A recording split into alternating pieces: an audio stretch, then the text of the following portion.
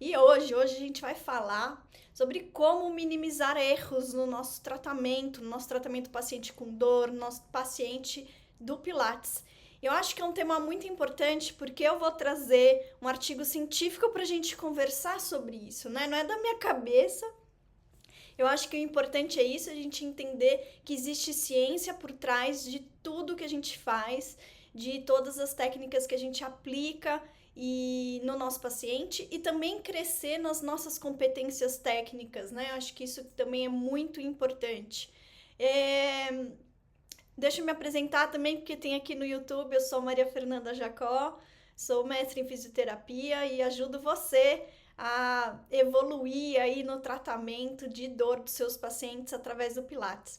Gente, então vamos lá. Na realidade, falando o português bem claro, como que a gente pode errar menos com o nosso paciente, né? É isso. Falar que não errar é difícil porque somos humanos, eu erro também, todos nós erramos, mas eu acho que quando a gente entra para um atendimento, a gente tem que ter sempre em mente que a gente está de frente a uma vida, que a gente tem que respeitar muito quem a gente está atendendo e que a gente tem que ir atrás sim de conhecimento para tentar minimizar esses erros nos atendimentos. Esse eu acho que é o ponto mais importante. E para isso, eu vou trazer 5 pontos estratégicos baseado nesse artigo científico que depois eu vou deixar aqui para vocês. Posso até passar em PDF para vocês também o artigo, acho que é interessante de vocês lerem. Mas são 5 pontos estratégicos para a gente conseguir ter em mente quando a gente começa um atendimento com o nosso paciente, tá? A gente não pode, às vezes, né, nem desviar nossa atenção quando a gente começa a atender o nosso paciente.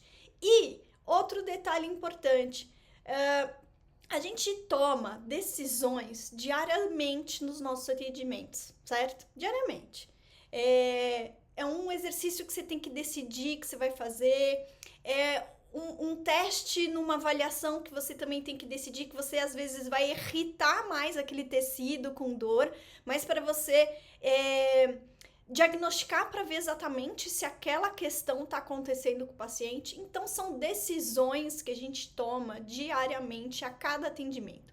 E nas tomadas dessas decisões, a gente tem que ter muito claro como que está esse paciente, qual é o diagnóstico que ele chega para a gente poder ir seguindo nessas tomadas de decisões. Então, quando o paciente chega para a gente na fisioterapia, ele chega muitas vezes com diagnóstico médico. Às vezes não, às vezes nós somos também profissionais de primeiro contato, né, que a gente dá esse nome, ou seja, o paciente procura primeiro a gente antes de ir ao médico. Então ele está com uma dor e ele procura a gente para iniciar esse trabalho. E aí também tem uma importância muito grande da gente pensar nesses 5 pontos estratégicos que eu vou falar agora para vocês, para entender também, eu estou de frente a um paciente numa situação às vezes grave, que eu preciso da ajuda de um médico, de um outro colega da minha área da saúde para atender esse paciente junto comigo? Ou não, eu estou de frente a uma situação um pouco mais tranquila que eu consigo tocar esse atendimento somente com a fisioterapia, somente com a educação física, né? Que tem muitos professores de educação física que seguem aqui e que vêm atrás desses conhecimentos também, que tem uma importância. Enfim, a gente tem que ter isso em mente quando a gente inicia mesmo um trabalho com esse paciente. Então, se vem com o diagnóstico médico, ok, a gente vai iniciar o nosso trabalho através de uma avaliação para chegar num diagnóstico fisioterapêutico. Mas se a gente é profissional de primeiro contato, ou seja, esse paciente chegou primeiro para a gente e não para o médico, a gente vai ter que ter ali também uma avaliação para saber se eu vou precisar encaminhar para o nosso colega médico para fazer um trabalho em conjunto ou não, tá? Então isso também é possível. E aí a gente entra nessa questão do diagnóstico, da avaliação, né? Quem é esse meu paciente?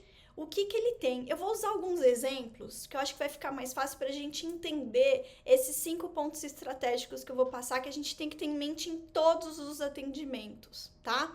Pensa o seguinte, se a gente está de frente a um paciente com uma dor lombar específica, específica, né? A gente tem dois tipos, a específica e a inespecífica. A específica é quando a gente consegue trazer um diagnóstico certeiro. Um exemplo aqui, acho que bem claro, é uma dor neuropática, né? A gente faz os testes e a gente identifica uma dor de nervo. Uma dor neuropática, que queima, arde, formiga, adormece, são algumas características que aparecem em dores de nervo, que muitas vezes podem vir associadas a compressões radiculares, e aí eu estou de frente a uma dor lombar específica. Se eu estou de frente a um paciente com uma outra situação, que seria uma dor lombar crônica inespecífica, eu vou lidar com esse paciente de uma forma diferente.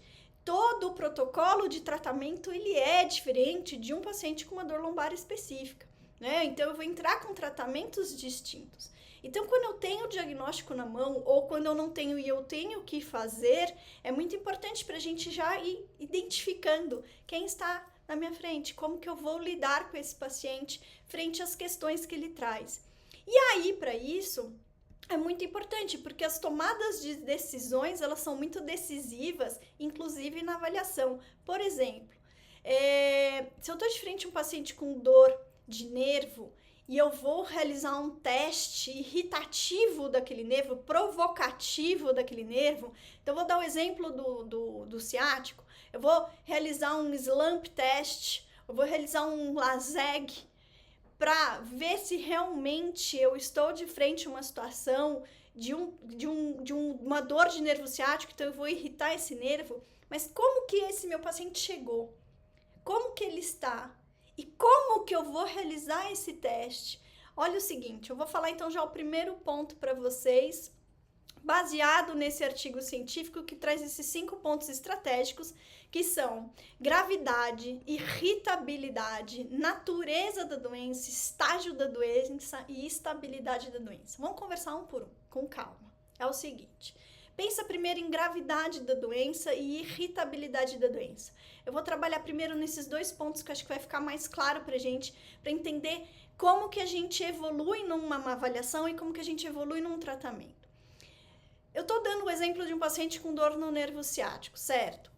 Se esse paciente ele chega com um grau de irritabilidade tecidual alto, ou seja, ele está com muita dor, ele está com muita incapacidade física em função desse quadro, e eu estou avaliando ainda esse paciente, quando eu vou fazer um teste provocativo desse nervo, eu tenho que ir de uma forma muito delicada. A gente aprende em livros, né, o slump test, por exemplo, senta, deixa o paciente sentado, com o joelho fletido, aí a gente vai estender o joelho, vai fazer uma dorsiflexão, depois vai fletir o tronco e vai mexer com a angulação da extensão e flexão da cabeça. E esse é o teste completo do slump test, que é o teste provocativo do ciático. Se eu tô de frente a um paciente com um grau de irritação muito grande, concorda comigo que se eu vou bruscamente ou abruptamente subestico esse joelho, dobro o tronco, eu vou provocar muita dor nesse paciente, não é o que eu quero. Eu quero só testar para ver se é isso mesmo que ele está. Eu tenho que ir de forma muito delicada. Então esse é um primeiro ponto estratégico que a gente sempre tem que ter em mente no momento da avaliação e no momento do tratamento. Qual é o grau de irritabilidade desta doença que esse paciente está trazendo para mim? No momento que eu entendo que se eu estou de frente a um grau de irritabilidade muito alto, se eu estou de frente a um paciente que está com uma incapacidade física muito alta, eu tenho que ir de uma forma mais delicada, eu tenho que ir de uma forma mais devagar. Eu vou continuar ainda nesse mesmo exemplo de situação aí de nervo, né? Então a gente sabe, nós temos nervos no corpo, a maioria deles, de ação sensitiva e ação motora, né? O ciático, ele é dessas duas funções, ele tem ação sensitiva e tem ação motora. Se eu estou de frente a um paciente que está com uma compressão na raiz nervosa de L4, de L5 e apresenta perda de força muscular, então eu vou colocar de L4, por exemplo, e ele apresenta perda de força muscular da dorsiflexão, Ou seja, ele perdeu uma função motora em função dessa compressão radicular ali de dorsiflexores. Eu tô de frente com uma situação às vezes muito grave. E aí eu vou entrar nesse segundo ponto, desses pontos estratégicos que eu quero passar para vocês. A gravidade da doença, ela também tem que ser de alguma forma medida por nós. Porque isso vai influenciar não só no diagnóstico, mas também no prognóstico desse paciente. E também se eu preciso encaminhar esse paciente rapidamente para o médico, para um atendimento de emergência ou não. Eu já estou dando um exemplo importante aqui de bandeira vermelha, que a gente chama, que é, se eu estou de frente a um paciente que perdeu a função, perdeu a força motora do dorsiflexor, né, com uma compressão de raiz nervosa de L4 e até com o pé caído, que a gente chama dessa forma, eu estou de frente a uma situação de bandeira vermelha.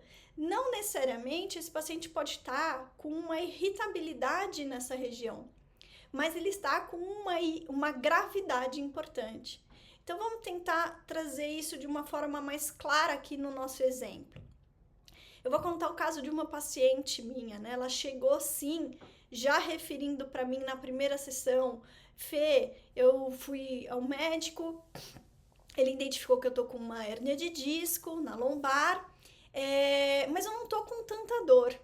Então, quando ela fala isso, e lógico, depois eu vou perguntar para ela, na escala de dor, qual é a intensidade de dor que ela está, mas no caso ela está com uma dor moderada, ali eu já entendo um pouco que eu estou de frente a uma pessoa com um grau de irritabilidade moderado. Então esse é um ponto importante para eu ter em mente, de como que eu vou executar essa avaliação e depois, posteriormente, o tratamento.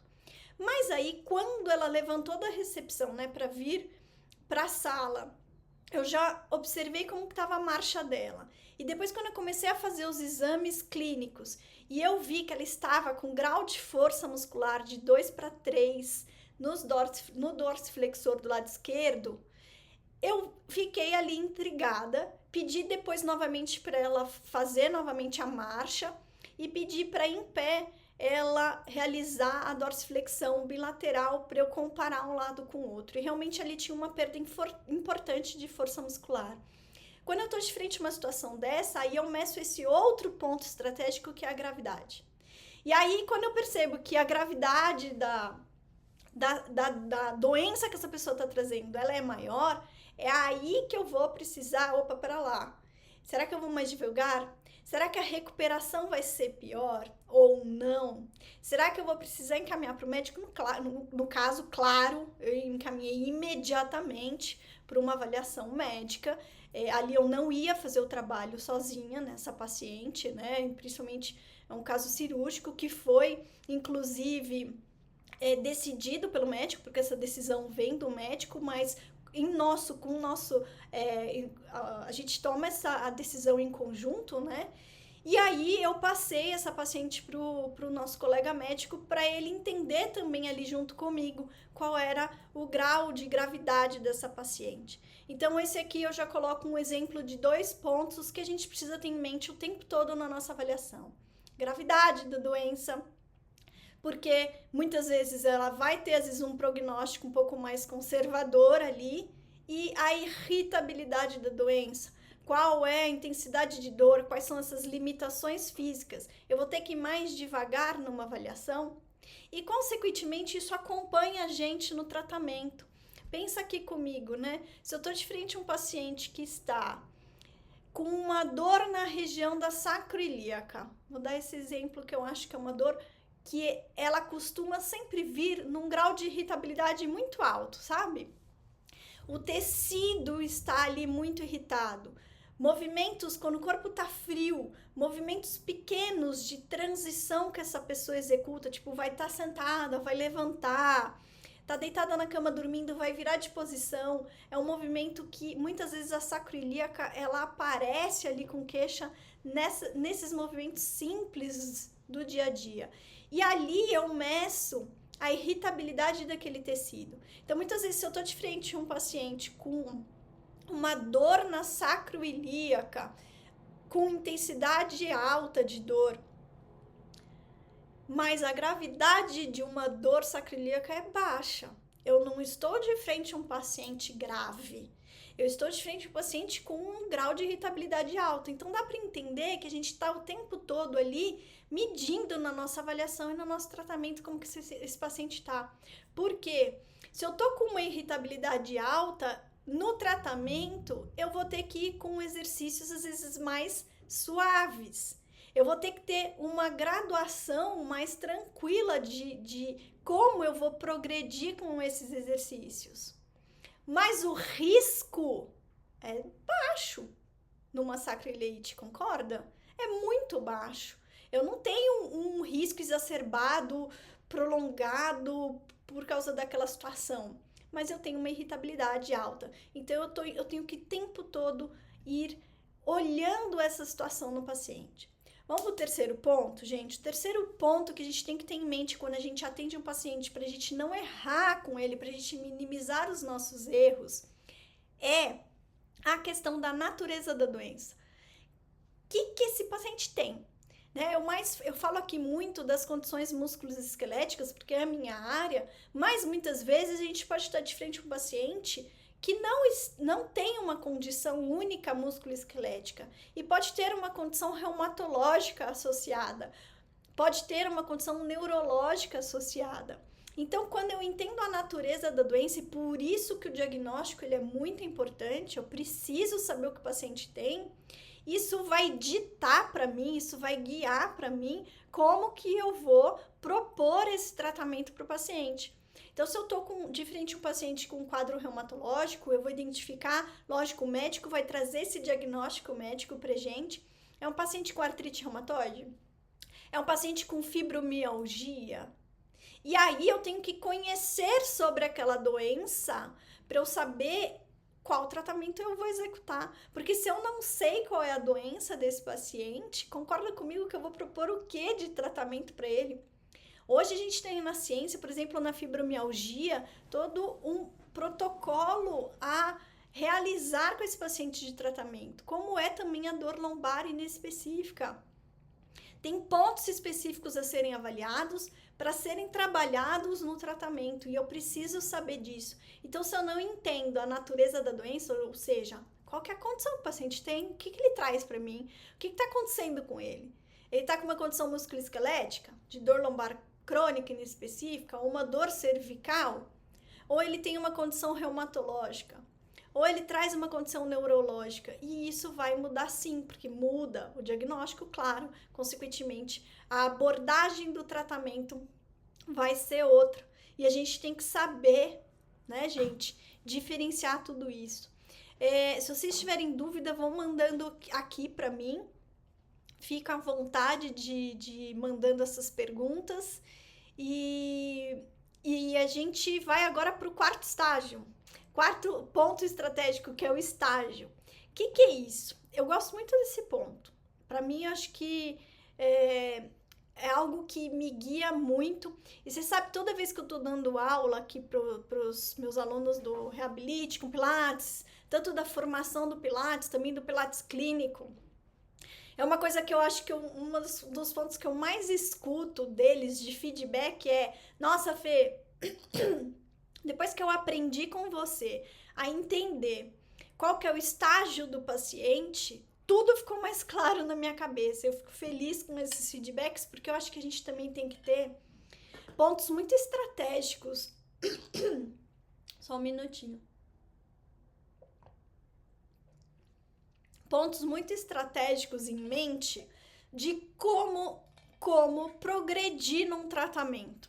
Como que eu vou evoluir com os exercícios do meu paciente quando eu tô numa aula de Pilates, quando eu tô num atendimento, porque o Pilates eu uso muito aqui, né? Eu já coloquei isso para vocês como uma técnica dentro da cinésio, né? Dentro da cinesioterapia. Cinesioterapia, para quem não conhece esse nome, tem muitos pacientes aqui me seguindo também, é o tratamento através do movimento.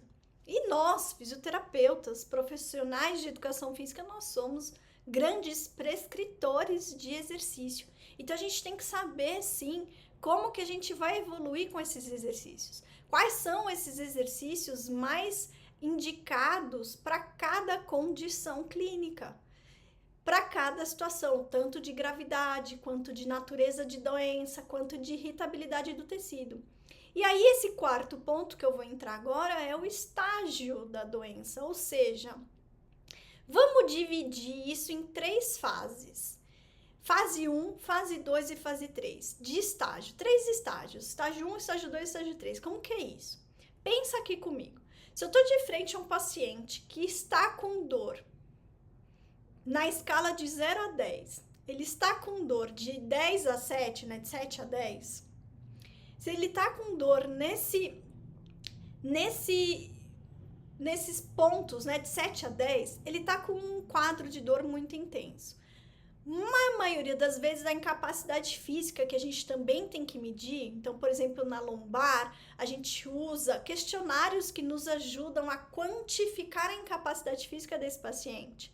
Vou dar o exemplo do Oswestry, um questionário excelente que mede a incapacidade física do paciente. Se a gente está de frente a esse paciente com alta dor, alta intensidade de dor, de 7 a 10, e uma alta incapacidade física, eu posso colocar esse paciente no estágio 1. Ou seja, num primeiro estágio, onde eu tenho que fazer o que de tratamento? Eu vou ter que, nesse momento, entrar com controle de dor. Eu vou ter que, nesse momento, conseguir conter um pouco mais essa intensidade de dor, para daí depois eu iniciar um trabalho de controle motor. Mas não é nesse momento que eu vou sair colocando muito exercício, porque muitas vezes eu tô mesmo com um paciente com uma irritabilidade mais alta tecidual, em função de uma dor mecânica, em função de uma dor química inflamatória, não inflamatória, que é também o que a gente mais pega, né? Química não inflamatória, mecânica, quando são dores nociceptivas, quando são dores neuropáticas, às vezes a gente pega também pacientes com essa alta incapacidade física e essa alta intensidade de dor, e a gente tem que saber entrar com as técnicas corretas antes de sair dando exercício. Eu tenho que acalmar aquele tecido primeiro, eu preciso primeiro controlar a dor. E a gente tem ciência para nos acompanhar nessas tomadas de decisões. Aqui tem um artigo científico muito interessante que foi também um outro que eu me baseei para poder falar dessa questão dos 3 estágios, das 3 fases. Então, a fase 1 é quando eu pego um paciente com um grau de irritabilidade tecidual alto, com uma dor alta, com uma incapacidade física alta. Concorda comigo que o tratamento que ele vai receber, inicial ali, é diferente se eu estou de frente a um paciente de fase 2, de estágio 2. O que seria isso? Ele já está com uma dor de 4 a 6 na escala numérica de dor. Ele já está com uma incapacidade física mais ali moderada. E aí é nesse momento que eu inicio um trabalho de controle motor. Também temos ciências, vários artigos científicos nos ajudando a entender isso. Isso é muito importante, porque todo o trabalho que a gente faz com o nosso paciente, a gente tem que ter esse respaldo científico. E nesse momento que a gente entra com controle motor, é começar a reensinar movimentos para esse paciente. Movimentos que vão gerar ganhos de estabilidade e ou de mobilidade. Ah, o que eu faço? É um ou outro? Não sei. Eu preciso avaliar esse meu paciente para entender o que ele precisa, para entender então o que ele tem, que é a natureza da doença, entender daí, através de uma avaliação, por onde eu vou conduzir esse tratamento. Vai ser através da mobilidade, vai ser através de estabilidade, onde eu começo com exercícios, sim, exercícios às vezes já ativos ou com uma amplitude pequena, onde eu vou progredir aos poucos nesses exercícios, para daí eu chegar lá na fase 3, no estágio 3, que é quando eu tô de frente a um paciente que já está com a dor de 0 a 3. Então, na escala numérica, esse paciente está com dor 0 até 3, ou seja, uma dor baixa, uma incapacidade física baixa. E aí, quando ele está com uma incapacidade física baixa, eu já consigo fazer mais coisa com ele.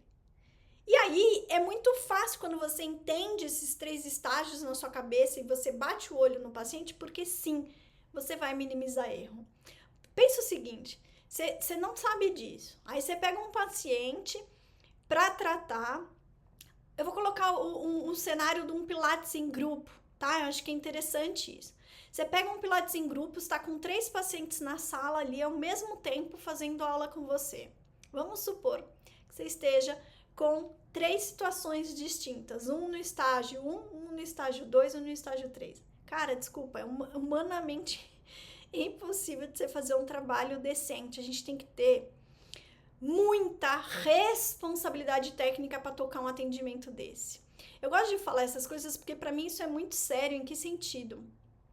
Se eu tô de frente a um paciente em estágio de fase 1, com um grau de irritabilidade alta, com muita dor, com muita incapacidade física, eu chego sim para ele e falo, olha, frente ao que você me traz, eu acho que seria o mais interessante, mais indicado para você, eu te atender de forma individualizada, para a gente conseguir controlar o quadro que você traz, para depois você ir para um Pilates em grupo, até porque muitas vezes não é o momento indicado dele começar um exercício ativo, mesmo controlado. Eu preciso ainda trazer um controle de dor maior, preciso ganhar às vezes mobilidades passivas, é nesse momento que eu faço isso.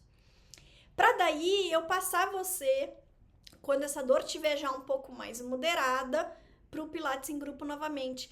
É de nossa responsabilidade técnica, é de nossa responsabilidade profissional e ética fazer isso e falar para o paciente, ele não sabe disso. A gente que tem que trazer esse conhecimento para ele. A gente tem que indicar um tratamento individualizado para ele quando ele está nesse lugar. Porque daí, quando eu vou atender um paciente que já está em fase 2, fase 3, uma fase moderada, ou até mesmo a fase 3, que é uma dor de intensidade bem baixa, é ali que eu já estou propondo o exercício. Mas mesmo assim, serão também exercícios diferentes em função da natureza da doença, né? O que esse paciente traz, do grau de gravidade, como a gente já falou, do grau de irritabilidade desse tecido. E agora eu estou trazendo a questão do estágio da doença, em que fase essa pessoa se encontra, em que momento de recuperação esse paciente se encontra. E aí é dessa forma que eu vou adequando o meu tratamento. Então é importante a gente ter todos esses pontos em mente. E o último ponto que esse artigo científico traz pra gente é a questão da estabilidade da doença. E esse é um quinto ponto que a gente tem que ter em mente o tempo todo quando a gente atende todos os nossos pacientes, que é: essa doença está estável ou ela está progredindo para pior? Tem algumas doenças que a gente sabe o prognóstico delas, e tem outras que a gente, ao contrário, a gente espera a evolução da melhora. Você pega uma gripe, então a pessoa está com um quadro viral, você sabe que você espera dentro dos 7 dias, que é o estilo ali do quadro viral, que essa pessoa melhore nos sintomas que ela traz. E a gente também tem isso na ciência para nos guiar um atendimento. Então, se eu estou de frente a um paciente com dor aguda lombar, muitas vezes ele vai se recuperar em menos de 4 semanas, a maioria dos casos, e às vezes sem nem receber intervenção nenhuma. Isso é o que a ciência nos traz, a gente tem que saber disso, porque eu não posso provocar medos no meu paciente. Chega um paciente que nunca teve dor lombar, tá com um quadro de dor aguda, ele vai recuperar sozinho, fica tranquilo. Isso aí não... A porcentagem é alta de um prognóstico positivo de um paciente com dor lombar aguda. Agora, se eu tô de frente a um paciente de dor crônica, e nesse específico, que já tá na, sei lá quantas crises ele já tem essa dor há mais de 15 anos, peguei um paciente ontem com 30 anos com dor lombar, ali eu vou ter um prognóstico diferente. E eu preciso acompanhar esse quinto ponto, que é o que eu tô falando para vocês, da estabilidade. Conforme eu vou propondo um tratamento para esse paciente está melhorando, ele está piorando, ele está igual. Você tem que ter isso em mente, porque senão você não consegue entregar resultados quantitativos para esse paciente. E para isso, um outro ponto que eu gosto muito de falar, meus alunos sabem muito disso, meçam sempre o tempo todo a intensidade de dor. Meçam sempre a frequência que essa dor aparece. Fiquem preocupados também com a localização dessa dor. Essa dor está sempre no mesmo lugar ou ela está distalizando, aumentando? Ou ela está centralizando, diminuindo a área de dor? Isso tudo são sinais pra gente, para saber se esse paciente está melhorando ou piorando. Se a dor antes estava 7 e agora ele fala que a dor está 3, essa dor está melhorando. Isso para mim é um ponto importante, quantitativo, que eu consigo medir se essa doença, se essa questão que o paciente traz vem melhorando ou vem piorando. Então, esse quinto ponto estratégico que a gente sempre tem que ter em mente, que é a estabilidade da doença, ela ajuda muito a gente a guiar essa evolução do paciente. Até porque, vou colocar uma questão, se eu tenho pacientes que estão estáveis, que não estão evoluindo, eu preciso falar, olha, cheguei num ponto que eu tentei de tudo, mas a gente não tá vendo evolução, vamos voltar numa consulta médica, vamos procurar um outro especialista, vamos te encaminhar para fulano de tal. A gente precisa ter esse movimento. De novo, eu entro nessa questão ética e de responsabilidade técnica da nossa parte, que a gente tem que trazer, sim, essas condições, esses pontos bem palpáveis e quantitativos para o nosso paciente, de melhora de intensidade de dor, de melhora de incapacidade física. E isso são pontos que diariamente a gente tem que tá aferindo no nosso paciente. Então, eu acho que recapitulando aqui, esse raciocínio clínico que a gente tem que ter o tempo todo com o nosso paciente são dentro desses 5 pontos estratégicos. Eu preciso sim, sempre, todos os atendimentos, para eu minimizar erro e para eu tomar as melhores decisões, saber a gravidade da doença, o que esse paciente traz para mim, é grave ou não é, a irritabilidade dessa doença, ou seja, eu estou de frente a um paciente com muita dor, com muita incapacidade física, está num grau de irritabilidade muito alto ou não. A natureza da doença, né? O que esse paciente traz, é uma condição musculoesquelética? Não é? É reumatológica, é neurológica ou é uma outra? Será que tem uma comorbidade associada e eu também preciso levar isso em consideração? Qual é o estágio dessa doença? É o 4º ponto. Então, eu estou de frente a um estágio 1, 2 ou 3. No estágio 3, esse paciente já está trabalhando especificidade do movimento, ele já está trabalhando performance, ele já está trabalhando coisas de ganhos muito maiores. É completamente diferente o tratamento de um paciente de estágio 1, que está com muita dor, que está com muita incapacidade física, né? E a estabilidade da doença, que é o 5º ponto estratégico que eu tenho que ter em mente para atender bem um paciente.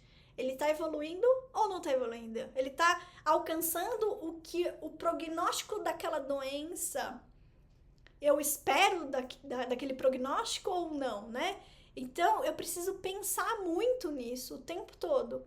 Tanto para eu fazer o diagnóstico desse meu paciente, para eu conduzir uma avaliação, para eu entender do prognóstico se ele está indo bem ou não, e também para eu fazer as melhores decisões de tratamento.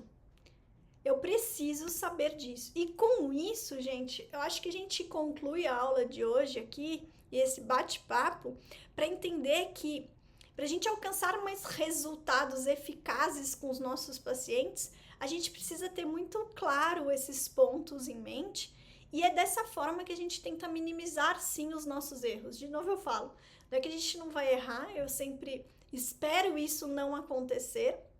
Por isso que a gente tem que ter o respaldo da ciência sempre por trás de toda a nossa prática clínica, mas a gente precisa parar, sentar, estudar, entender cada caso e, se tiver dúvida, pedir ajuda. Eu acho que a gente nunca consegue crescer sozinho, né, nessa vida.